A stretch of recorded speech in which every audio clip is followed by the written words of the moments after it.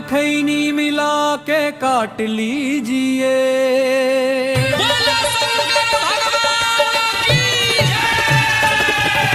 चिलम में भर के बम चार दम मार लीजिए।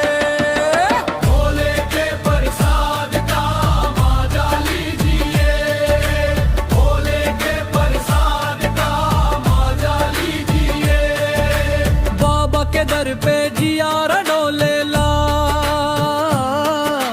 भक्तन के टोली मिलके बोलेला।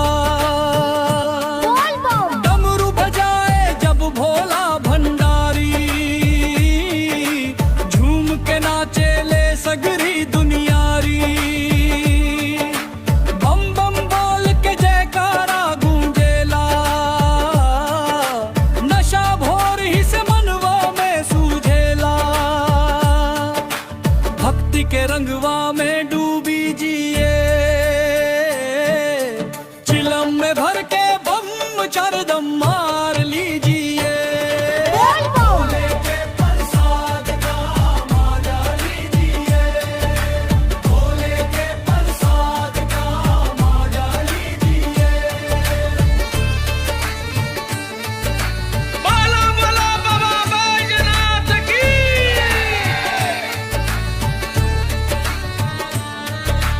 देवघर नगरी में धूम मचले बा, कांवर उठैया के भीड़ सजले बा। पाती और बेल पत्र दर्श चढ़ी है, संकट भोलेनाथ सगरी हरी है। भांग धतूरा के महिमा पार बा, भेंट से इनके उतर जला भार भार बा। प्रेम से धियान तू लगाई जिए। चिलम में